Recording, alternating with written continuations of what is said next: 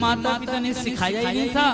बोले सुबह सुबह से कहां से दाढ़ी वाले महात्मा जी आ गए, अन्न न लेकर, आटा न लेकर के, चूल्हे के बहुत सारे राख को हिला करके झोली में डाल दिया।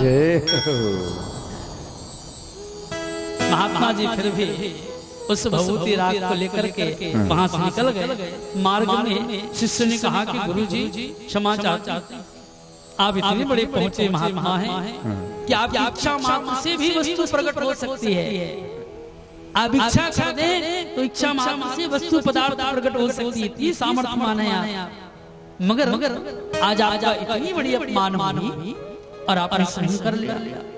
तो गुरु जी ने महात्मा ने समझाया, अपने शिष्य को देखो, हमारा काम है लोगों को धर्म के मार्ग में प्रवृत्त करना, ये हमारी संस्कार है। उन्होंने हमारे झोली पर राग डाला, वो उनकी संस्कार है। और हमारी संस्कार क्या है कि लोगों को धर्म के मार्ग में प्रवृत्त करना। आज उन्होंने राग को हमारे झोली में डाला है, कल वो आटा को भी डालेंगे। कम से कम शुरुआत तो हुआ, बात समझ में आई? कम से कम उसकी हाथ उठी तो सही, उन्होंने दान करना सीखा तो सही। भले उन्होंने राख को दिया दान में, लेकिन दान करने के लिए हाथ उठी तो सही। वैसे ही ये एकादशी व्रत है कि कम से कम आप एकादशी व्रत रखो तो सही। आज 4 बार फलाहार कर रहे हो, कल 2 बार करोगे, फिर कल 1 बार, फिर ऐसा हो जाएगा कि आपका मन कहेगा कि एकादशी में जो विधान है उसी के अनुसार हम व्रत को रखें। ये कहने का हमारा बोले वृंदावन बिहारी लाल की जय। तो देवहूति बड़ी ही सुंदर पुत्री थी, नाम ही देवहूति है, देवधन आहुति, जिसकी इच्छा मात्र से देवता भी प्रकट हो जाए। जिस देवता को बुला ले इच्छा मात्र से देवता प्रकट हो जाते थे, वो देवहूति है, देवधन आहुति। और बड़ी सुंदर और सुशील, केवल सुंदर नहीं थी, सुशील भी थी, धर्म परायण भी थी, भगवान के परम भक्ता था।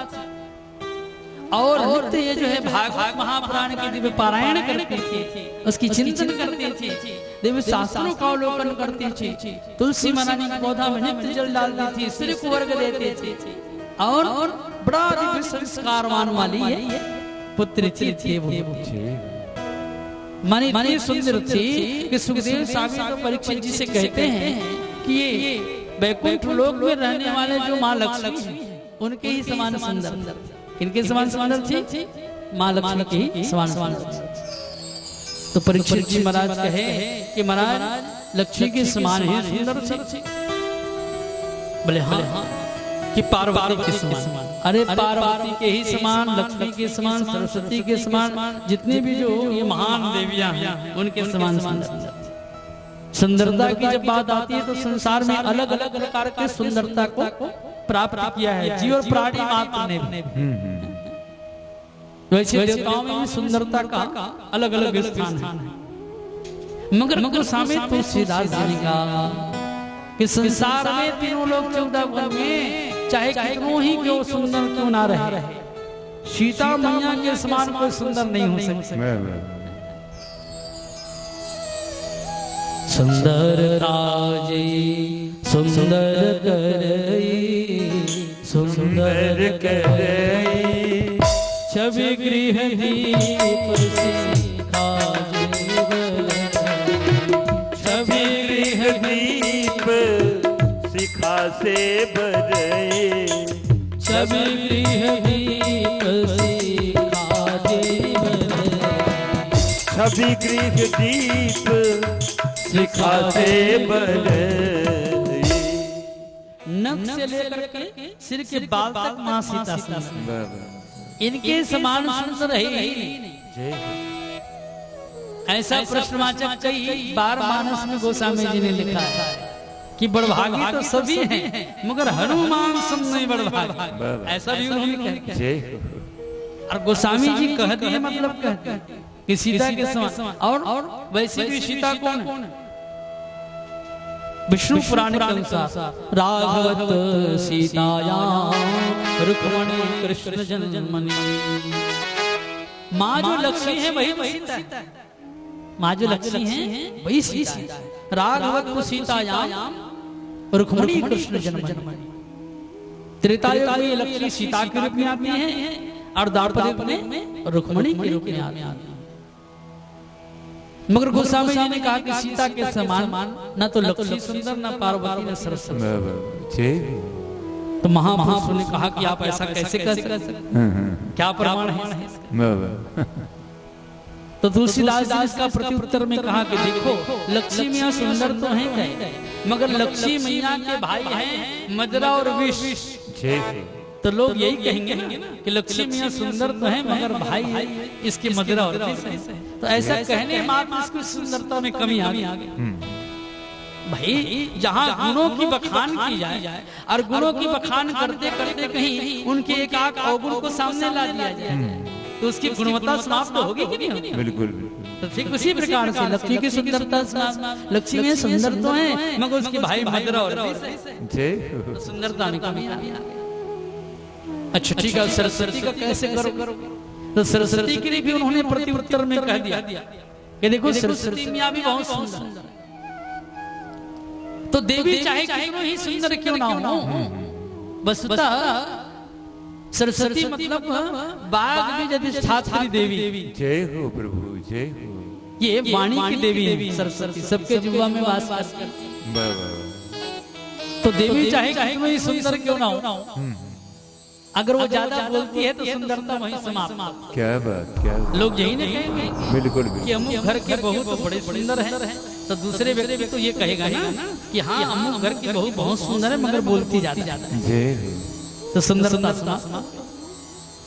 इसलिए माताएं मृदुभाषी होती हैं और कम शब्दों में ही अपनी बात को रखती है। और जिस घर में कम शब्दों में ही अपनी बात को माता रखती है तो जान लो उसकी सुंदरता भी रहेगी, उसकी सम्मान भी बने रहेगी, उनकी प्रतिष्ठा भी बनी रहेगी। और चाहे कितनों काम करते हो आप घर में, कितनों मेहनत करते हो, कितनों परिश्रम करते हो और कहो कि हम 24 घंटा इसके घर पे काम करते हैं और कहीं बड़बड़ करोगी ना तो तुम्हारी सुंदरता भी समाप्त हो जाएगी, सम्मान भी समाप्त। तुम्हारे कार्य को, परिश्रम को नहीं देखा जाएगा।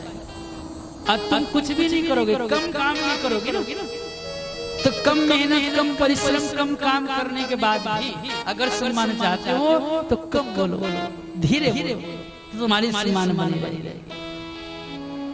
और ज्यादा जोर से चिल्ला कर बोले तो लोग यही कहेंगे कि सुंदर भले ही है मगर कोई काम काज का नहीं, बोलती ज्यादा है। तो सुंदर पार्वती और कामदेव की पत्नी रति भी सुंदर है, मगर इसके लिए भी गोस्वामी जी ने कह दिया, क्या कह दिया? गिरा मुखर तन अरध भवानी, गिरा मुखर तन अरध भवानी, गिरा मुखर